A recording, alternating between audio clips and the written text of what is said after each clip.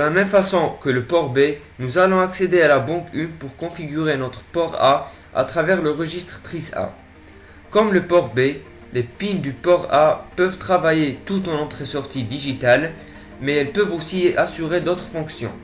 Par exemple, la pin RA2 peut être une entrée-sortie digitale, comme elle peut être une entrée analogique ou une tension de référence, etc. Comme pour le port B, nous nous limiterons aux entrées-sorties digitales. Le reste, on le verra dans les futures vidéos. Contrairement au port B, les pins du port A sont configurés par défaut en entrée analogique. Donc il faut les configurer en entrée-sortie digitale en mettant les bits PCFG1 et PCFG2 du registre ADCON 1 à 1. Une autre particularité, c'est que ce port ne dispose que de 6 pins, contrairement au port B et C, qui ont 8 pins. Il ne dispose pas de résistance de tirage interne, donc ces résistances, on les place de l'extérieur.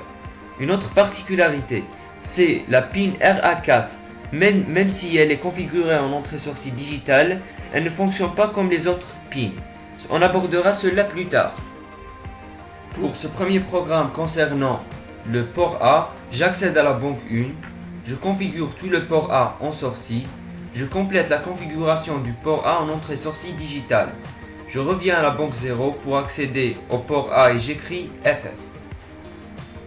Donc je compile, CTRL F10, j'ouvre le programme avec DZPic, ouvrir, OK, port A, j'appuie sur le reset, OK. On observe qu'il n'y a que 5 LED qui s'allument, c'est normal, car la pin RA4 a une particularité qu'on verra plus tard. Dans ce deuxième programme, on va lire le port A et afficher la lecture à travers le port B. Donc je configure le port B en sortie, CTRL C, CTRL V.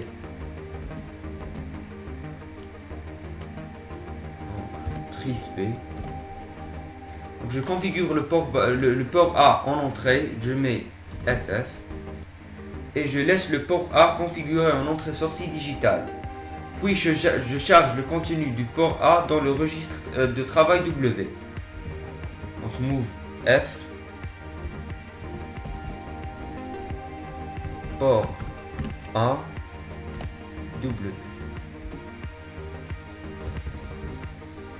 J'affiche le contenu de ce registre à travers le port B. Donc move WF, port B. Enfin, je boucle pour éviter de recharger le bootloader à chaque fois que je modifie l'état des entrées du port.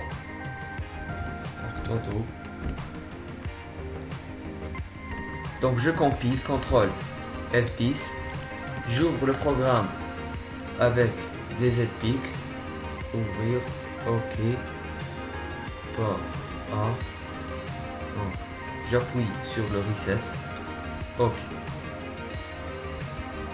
On observe que les 6 LED correspondant aux 6 entrées du port A sont allumées à travers le port B.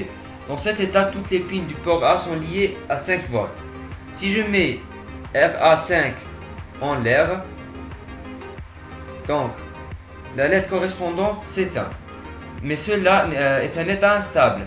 Il reste préférable de forcer ces états à travers les résistances de tirage externe.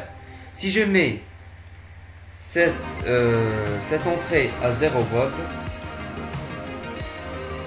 la LED qui lui correspond reste éteinte. Cela est valable pour toutes les autres entrées. Merci pour votre attention, à la prochaine vidéo.